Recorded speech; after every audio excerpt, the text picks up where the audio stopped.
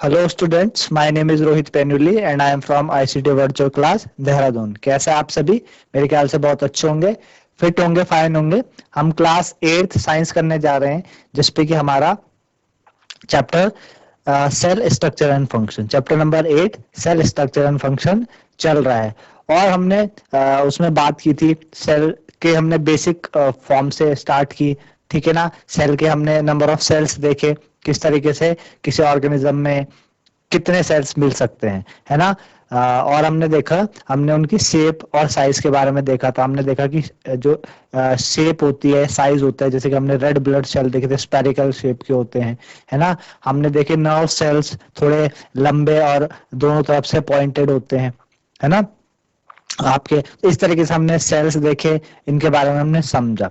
ठीक है, फिर हमने बात की थी कि जो सेल होता है ना, ये जो सेल है, तो सेल का मतलब किस तरीके से उसकी बाउंड्री है, क्या चीज है। तो हमने बोला था सेल एक एक कंपार्टमेंट के अंदर इनक्लोज्ड होता है, और बाहर से जो उसकी बाउंड्री है उसको हम सेल मेम्ब्रेन कहते हैं। ठीक है ना? और उसके बाहर एक और चीज होती है सेल वॉल। इस तरीके से सेल क्या है, ईच कंपार्टमेंट में फिक्स होता है। तो आज हमें वही स्टार्ट करना है, सेल मेम्ब्रेन, सेल वॉल के बारे में हम पढ़ेंगे और उनको देखेंगे, समझेंगे किस तरीके से उनके बारे में दिया गया है। तो चलते हैं बच्चों स्मार्ट बोर्ड की तरफ।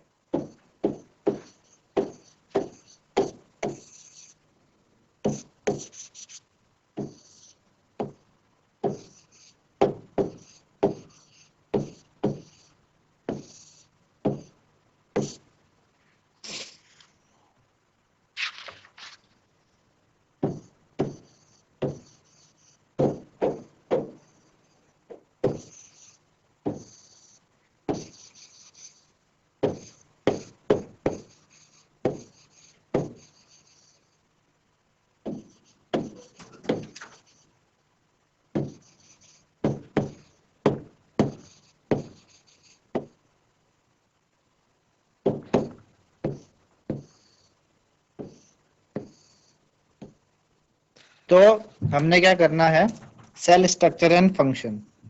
सबसे आज हमारा हमारा जो पहला टॉपिक है cell structure and function. Then उसके बाद पार्ट ऑफ द सेल के बारे में बात करेंगे। Cell structure and in function, यही चैप्टर का नाम भी है, सेल स्ट्रक्चर एंड फंक्शन। तो आपने पढ़ा कि ईच जो लिविंग ऑर्गेनिजम्स होते हैं उसके कई सारे ऑर्गन्स है ना? उसके कई सारे ऑर्गन्स आपने क्लास 7th में पढ़ा, डाइजेस्टिव ऑर्गन्स के बारे में, जो मिल के क्या बनाते हैं, डाइजेस्टिव सिस्टम बनाते हैं। हर ऑर्गन का क्या है, हर ऑर्गन एक क्या करता है, अपना अलग अलग सिस्टम परफॉर्म करता है। In each organ in the system perform different functions. जैसे कि डाइजेशन के लिए अलग चीज है, एसिमिलेशन अलग से होता है, एब्जॉर्प्शन अलग से हुआ। इसी तरीके से डिफरेंट ऑर्गन्स प्लांट के वो स्पेसिफिक फंक्शंस करते हैं। जैसे कि रूट्स क्या करती है, मदद करती है पानी को एब्जॉर्ब करने में और मिनरल्स को एब्जॉर्ब करने में, है ना? लीव्स आपने पढ़ी क्लास 7th में, वो रिस्पॉन्सिबल है खाना बनाने के लिए, सिंथेसिस ऑफ फूड के लिए। ठीक है ना? तो इस तरीके से हर एक का अपना अपना अलग पार्ट। तो हर ऑर्गन फर्दर आपका किससे मिलके बनता है, स्मॉलर पार्ट से मिलके बनता है, जिसे टिश्यू कहते हैं, है ना? कल भी मैंने आपको ये बात बताई थी कि सेल है, जब कई सारे सेल मिलते हैं तो कई सारे सेल मिलके क्या करते हैं, टिश्यू का निर्माण करते हैं। कई सारे सेल मिलके टिश्यू बनाते हैं, टिश्यू फॉर्म करते हैं, और कई सारे टिश्यू से मिलके फिर क्या होते हैं, ऑर्गन्स हमारे पास बनते हैं। ठीक है ना? तो टिश्यू क्या है बच्चों? Tissue is a group of similar cell performing a specific function. अगर आपसे पूछा जाए व्हाट इज टिश्यू, टिश्यू के बारे में लिखने को आए, तो आप क्या बोलोगे भाई, टिश्यू क्या है? आप बोलोगे it is a group of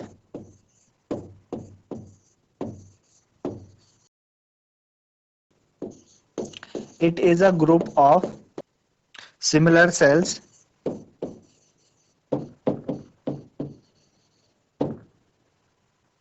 it is a group of similar cells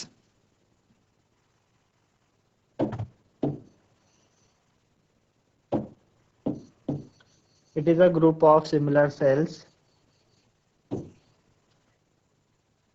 ठीक है, performing a specific function, performing a specific performing a specific function. ठीक है, तो ये सेल, ये क्या है, टिश्यू है, और इन सारे टिश्यू से मिलके आपका क्या हुआ, ऑर्गन का निर्माण हुआ है। सारे टिश्यू जब कॉन्स्टिट्यूट हुए तो ऑर्गन बना, है ना। तो ये चीज है। तो इसी तरीके से ऑर्गन आपका जब टिश्यू से मिलके बनता है, उसके बदले में वो सेल से मिलके बने हैं। तो यानी सेल क्या है, किसी भी लिविंग ऑर्गेनिज्म का क्या है, सेल किसी भी लिविंग ऑर्गेनिज्म का बेसिक स्ट्रक्चरल यूनिट है ना। ये बात हम काफी बार इस चैप्टर में कर चुके हैं। आप आगे का हमारे पास part of the cell, part of the cell क्या है, पार्ट ऑफ द सेल। हमारे पास अगला जो है पार्ट ऑफ द सेल, और पार्ट ऑफ द सेल में सबसे पहले क्या हमारे पास, cell membrane. Part of the cell में सबसे पहले सेल मेम्ब्रेन।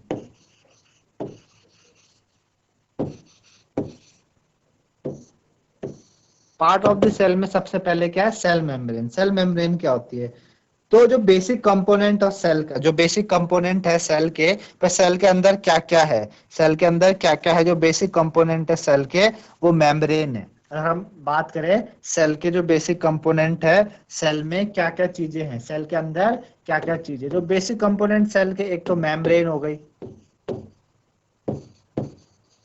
ठीक है ना, मेम्ब्रेन है। दूसरा क्या है, साइटोप्लाज्म है,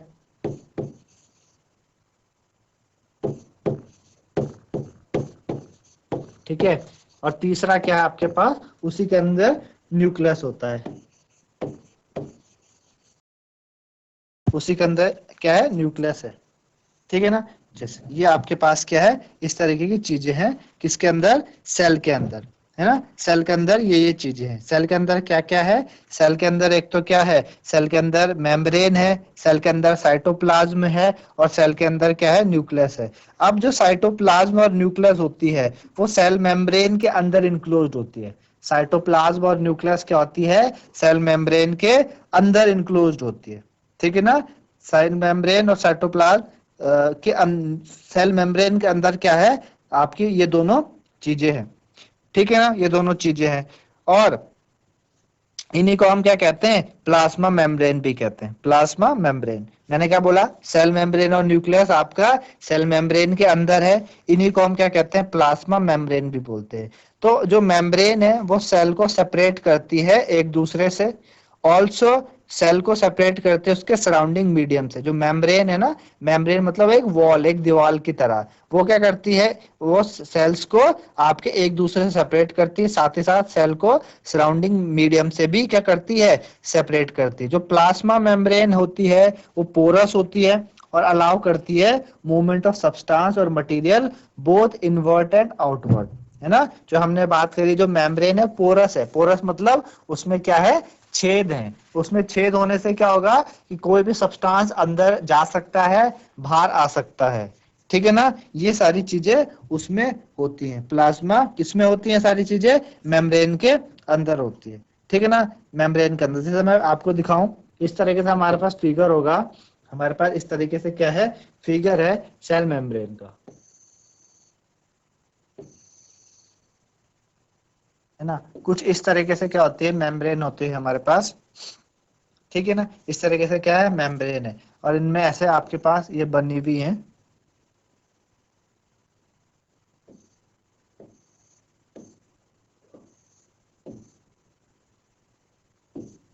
इस तरीके से क्या है, कंपार्टमेंट बने हैं,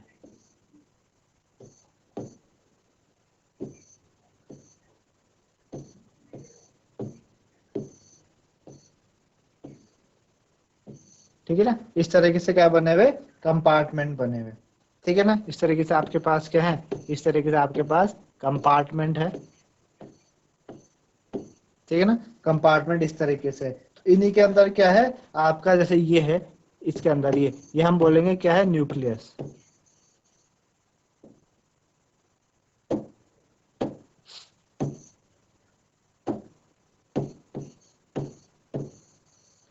ठीक है, न्यूक्लियस है, ठीक है ना। ये आपके पास न्यूक्लियस हो गया, और ये क्या हो गया, ये वाला जो पार्ट होता है ये साइटोप्लाज्म, ये वाला पार्ट है साइटोप्लाज्म।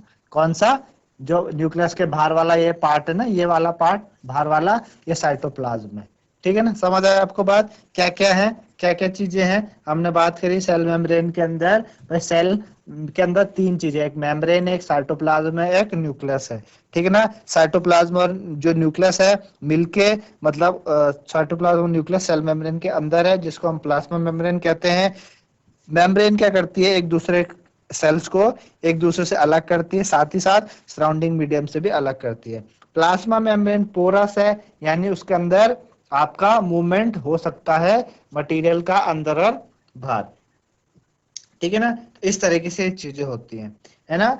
एक एक्टिविटी के द्वारा आप और अच्छे से मेम्ब्रेन को समझ सकते हैं कि आप क्या करें कि अगर आपको बेसिक कंपोनेंट सेल का समझना है तो एक आप अनियन बल्ब ले ले, है ना, एक आप प्याज लें, उसका जो बाहर से जो ड्राई पिंक कवरिंग है, पील्स है, उनको आप निकालते जाएं, है ना। आप क्या करें, आप इजिली क्या कर सकते हैं, क्या कर सकते हैं, इनको सेपरेट कर सकते हैं from the fleshy white layer of the bulb. जैसे जैसे आप बाहर से निकालते चले जाएंगे ना, अंदर आप देखते हैं ना बाहर पिंक पिंक कलर की उसके ऊपर लेयर होती है, उस पिंक पिंक लेयर को आप बाहर निकालते चले जाए, अंदर आपको क्या मिलेगा, व्हाइट कलर की लेयर मिलती है ना, layer of the bulb with the help of, इस तरीके से आप कर सकते हैं। फिर आप क्या करें, आप ब्रेक कर सकते हैं अनियन बल्ब को और उसको सेपरेट कर सकते हैं छोटी थिन लेयर में। छोटी थिन लेयर में आपने सेपरेट किया, देन फिर क्या किया आपने, एक small piece of thin onion peel को आपने रखा और उसके ऊपर थोड़ा सा ड्रॉप ऑफ वाटर डाला ओवर अ ग्लास स्लाइड। जो थिन लेयर होती है उसको आप स्मॉलर पीस में किसी ब्लेड या फोर्सेप की मदद से काट भी सकते हैं।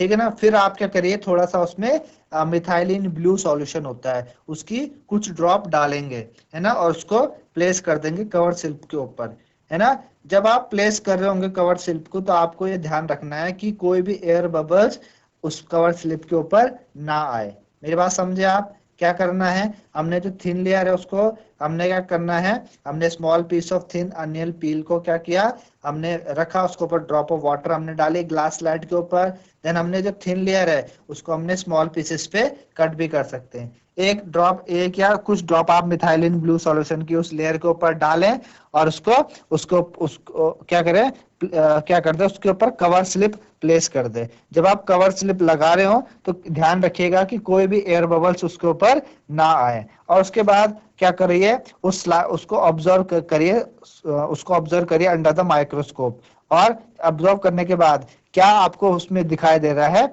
आप क्या कर सकते हैं, देख सकते हैं, है ना।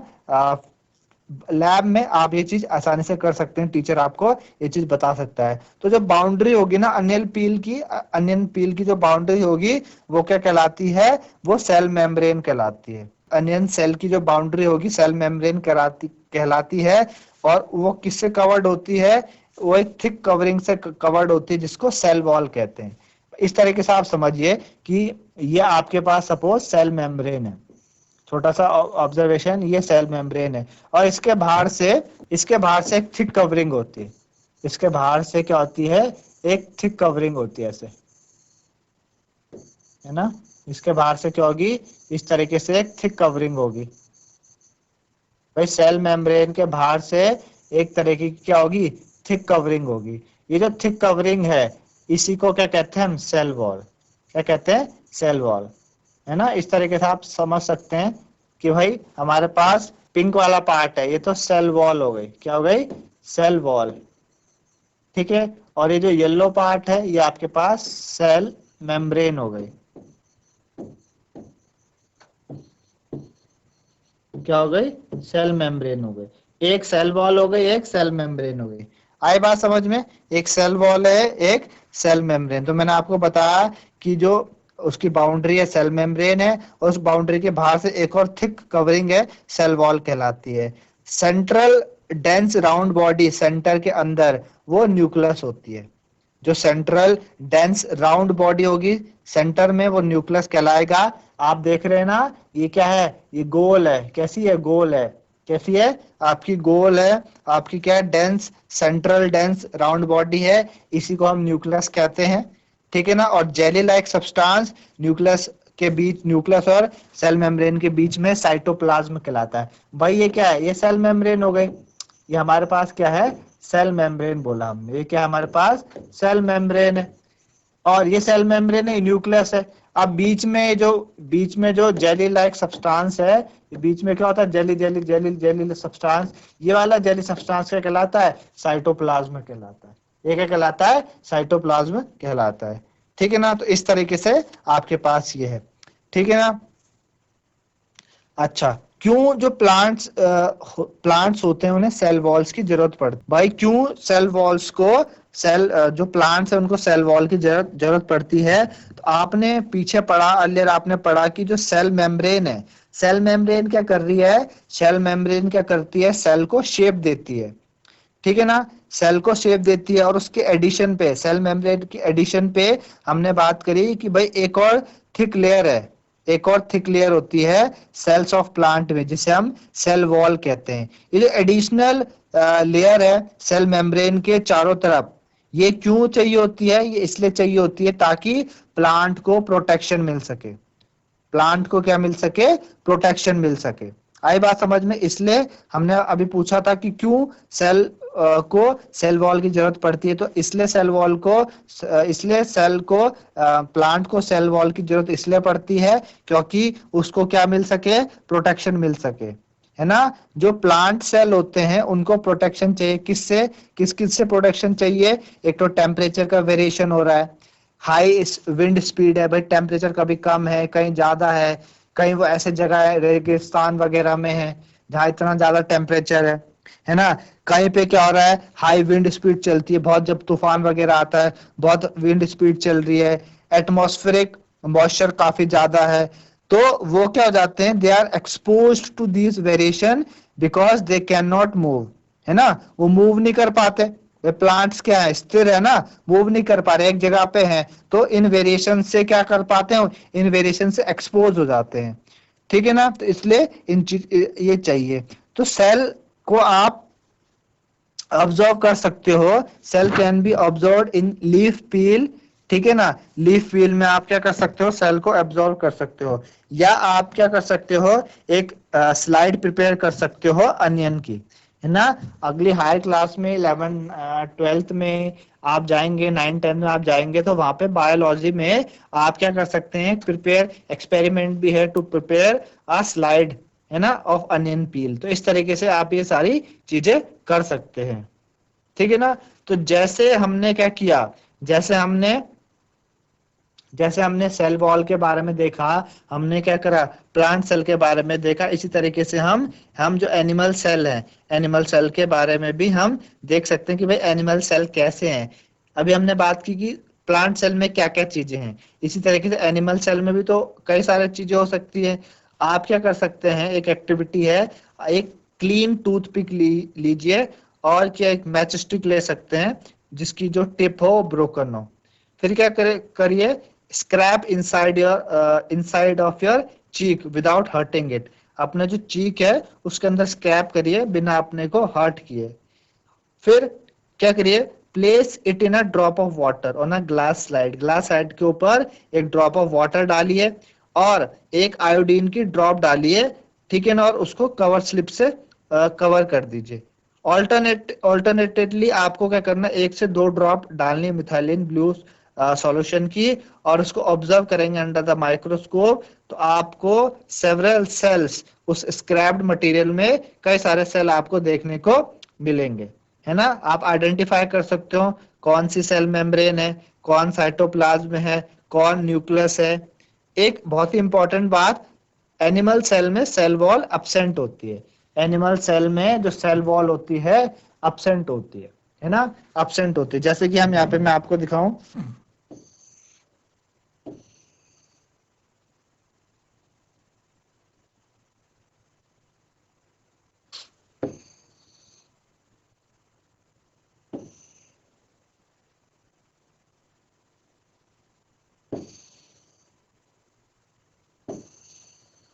ठीक है, ये है।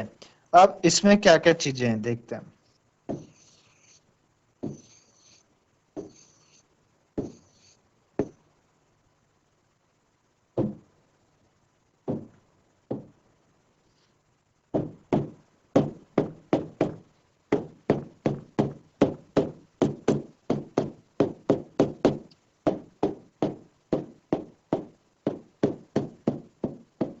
ठीक है ना, ये है आपके पास। तो क्या क्या चीजें उसकी बात करेंगे। सबसे पहले बात, ये जो आपके पास राउंड स्ट्रक्चर है, जो गोल वाला, ये क्या कहलाता है, न्यूक्लियस। ठीक है ना, ये हम किसकी बात कर रहे हैं, एनिमल सेल की।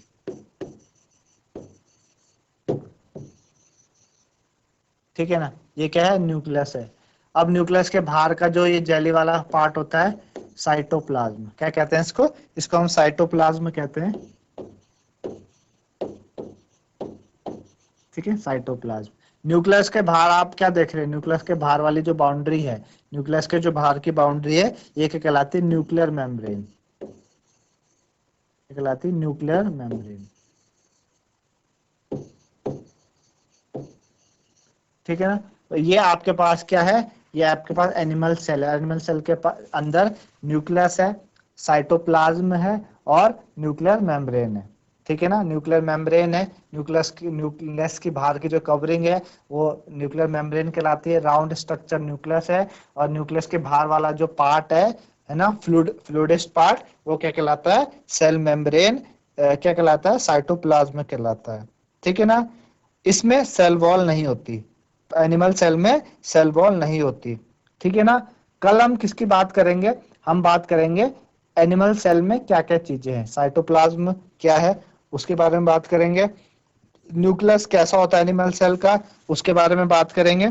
ठीक है ना, ये सारी चीजें हम देखेंगे, और भी कई सारी चीजें हम बात करेंगे इसके बारे में कि भाई क्या क्या चीजें हैं इन पे। तो मेरे ख्याल से आज आपको समझ में आओगा।